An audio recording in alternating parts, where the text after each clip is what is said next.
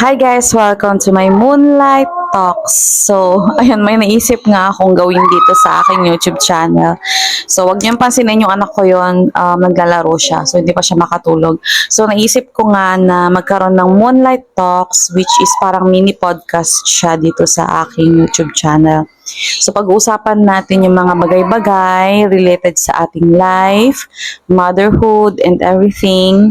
And, ayun. So, bakit moonlight? Kasi guys, ginagawa ko siya ng gabi and ginagawa ko siya, nag-film ako ng gabi nga and before matulog. So, ayun. Parang reflection lang tayo, ganun.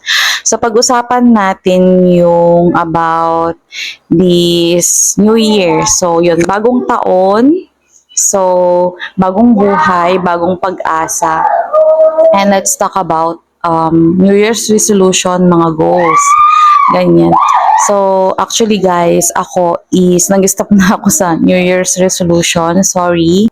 So guys, hindi ako nag-New Year's resolution this year. Naisip ko na mag-goal na lang ako. So, goals na lang ako mag-focus, mag-set ng goals. So, ang story kasi yan, guys. So, ever since nag-New Year's resolution ako talaga every bagong taon, January, ganyan. So, naglalast lang siya ng 2 to 3 months. So, after noon, lahat ng sinet kong New Year's resolution is hindi ko siya nagagawa consistently. So, ngayon is, ayoko masyadong mag-overthink. Nag-set lang ako ng 3 goals this year. So, first, guys, is, mas lalo ako mag-focus sa health namin, sa family health. Ayan, especially yan, inuubo yung anak ko ngayon kasi yun nga, biglang mainit malamig. So, yun, yung, kumbaga, mag-focus ako sa mga kinakain namin, kung yung sa mga vitamins, kung kailangan namin mag-vitamins. So, yung anak ko, binilhan namin ng vitamins niya. And actually, yun, pag-exercise and watch din namin yung mga ni-intake talaga namin na wag masyadong maalat, wag masyadong sweet, ganun. Basta, doon ako mag-focus this year and ayun, plano ko din na magkaroon kami ng parang yearly check-up para at least kung meron man kaming mga sakit-sakit ganyan kasi tumatanda na rin kami ni daddy, ma-prevent natin siya kaagad. And next na goal ko is yung pag-grow ko dito sa social media, especially yung sa extra income ko na gagawin, which is yung pagiging TikTok affiliate ko. So, kung gusto nyo makita yung shop ko doon, TikTok affiliate account ko is Jonah Lovely Recos, type nyo lang. So, naka-pink ako doon, guys. So, isa yon kasi actually sa hirap ng buhay ngayon is alam naman natin na kumbaga, ang hirap ding humiram, ang hirap magkaroon ng kumbaga ipon kapag wala ka namang ekstrang pagkakakitaan. So, ang hirap mag-ipon, ang hirap mag-invest, ang hirap magkaroon ng emergency fund, ang hirap din i-maintain ng mga kailangan nyo as a family kapag wala kang extra income. So, ang naisip ko is, ayun nga, mag-extra income using social media kasi feeling ko doon ako naka-line up.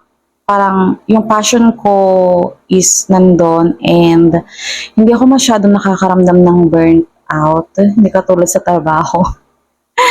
Joke lang. Hindi. Ang goal ko kasi guys is gusto ko mag full-time sa pag-TikTok affiliate, sa pagiging content creator ko dito sa YouTube din. Isa.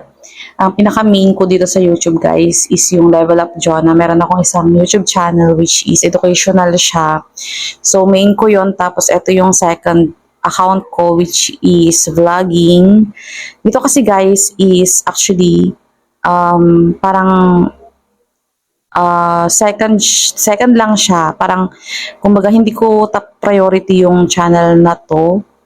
Nung sabihin na lang natin parang hindi siya for money. Kasi dito ko nilalagay yung mga parang memories namin na sa family kasi yung mga highlights, especially mga highlights, yung mga first time namin experience, yung mga gusto namin gawin as a family, and yung anak ko din is ayun nga, ang bilis lumaki ng mga bata, kaya hanggat maaari is nakaka-capture ko, na-film ko yung mga moments na masaya siya, yung mga improvements niya.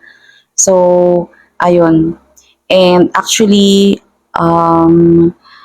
hindi ako masyadong parang nag-enjoy ako yun. Nag-enjoy ako dito sa channel na to. So, yun naman yung kagandahan kapag may gusto kang gawin is nag-enjoy ka, hindi ka makakaramdam ng pagod, hindi ka makakaramdam ng burnout. So, chine-check ko lang kung malolobat na to. And, ayun nga, mag-focus din kami this year sa pagpapatherapy sa anak ko kasi may autism siya, pero mild lang naman. So, kaya pa niya maging independent basta makomplete yung therapy. So, ang plan namin ni Daddy is, nag-enjoy kasi siya sa school, yung mga classmates niya, nagkakaroon na siya ng friends. Kaya kami ni Daddy is plan namin sa vacation nila, summer vacation ng mga bata. So, yun, before mag-summer is may enroll na namin siya sa therapy niya. And pang third, guys, na gusto kong, yung goals ko this year pala is magkaroon ng soft life. Soft life. So, ano mang ibig sabihin ng soft life? Yung parang, alam mo yung kanta ng Bini na buhay ay di karera. So, kumbaga, slow muna tayo sa mga bagay-bagay. Kahit na sobrang bilis ng araw, sobrang bilis ng panahon, kailangan pa rin natin mag-slow muna. So, yun yung gagawin ko kasi actually guys, dati ng mga past years is, ang goal ko is yumaman. Magkaroon ng madaming pera. So, ayun, dahil gusto kong yumaman, dahil gusto kong magkaroon ng madaming pera, kasi nga, syempre hindi naman din kami laking hirap, pero ay laking mayaman. So, simple lang yung buhay namin. And nag-start kasi siya nung kailangan namin umalis din sa pinagtitirhan namin. So, it's a long story, but eto, nakapagpatayo na kami ng bahay. This is a family house. And actually, nahirapan talaga kami before mabuo to. Pinagsama-sama namin lahat ng pera namin. So, super drain talaga kami. And doon na nga nag-start na parang gusto ko na magkaroon ng maraming pera kasi naubusan kami and naubos lahat ng ipon. So, ang nangyayari is naging kami, isang kahid, isang tuka. So, parang ganun yung nangyari sa amin after namin mapatayo ito. Pero worth it naman, guys. And yun nga, nung nag-decide ako na gano'n, na parang gusto kong magkaroon ng maraming pera, gusto kong yumaman para maging easy lahat, guminhawa yung buhay. Parang doon ako nagkaroon na parang nag-overthink na ako ng malala. So, ayun, parang gusto kong magkaroon ng maraming business. So, ang dami-dami kong sinesearch noon. Naalala ko pa 2023, 2024. Ang dami kong gustong balak na gawing business, and dami ko ring mga parang trinay, hindi naging successful kasi nga ang dami-dami kong gustong gawin, dami-dami kong trinay. And ayun, so parang desperate ba ganun. So ngayon, this 2025 is, ang goal ko na lang is hindi na siguro yumaman.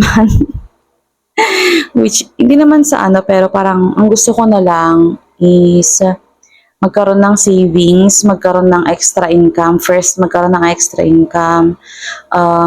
Parang, ang step 1 ko doon is maging grateful every day and magkaroon ng, kumbaga, makontento ba? Kasi ang gusto ko mangyari, guys, is ayoko masyadong mag-isip ng malala, ayoko na mag-overthink, ayoko nang i-stress yung sarili ko. Kaya, sabi ko, siguro mag-focus na lang ako sa mga bagay na importante at dapat na gawin. So, hindi lahat is puro pera yung iniisip ko. So, first, guys, is magkaroon ako ng extra income.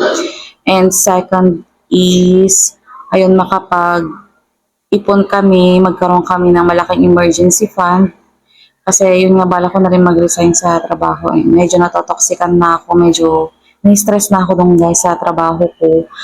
Kaya sabi ko, kailangan ko talaga kung kailangan ko mag-resign doon, kung gusto ko na kung time na para mag-resign is gusto ko naman is may stable kaming pagkukuhanan ng pangangailangan namin.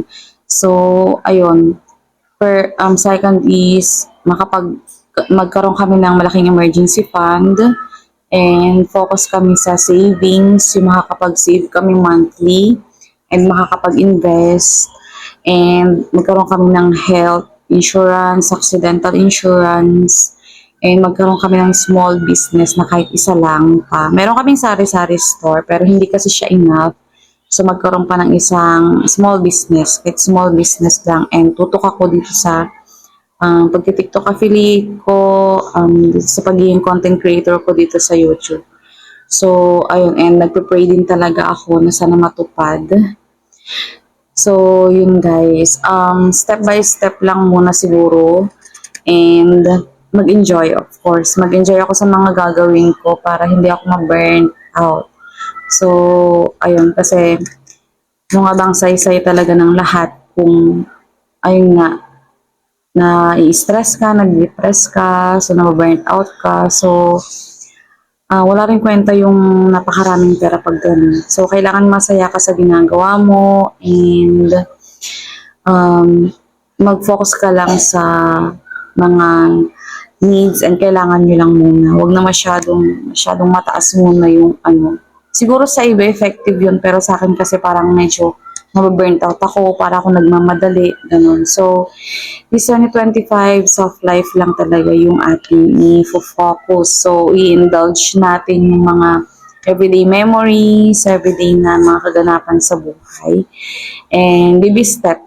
So, ayun. And consistency sa mga gusto nating gawin and to follow na talaga yung success kapag ganun. And of course, kailangan talaga natin ng matinding pray. Mag-pray tayo, prayers. Yun, importante din yun. And maging grateful tayo everyday. So, ayun nga. And actually, every day is a new day. Hindi lang naman kailangan every January 1st, magbabago na tayo. So, bukas pwede kung hindi ka naging productive ngayon, bukas pwede maging productive ka.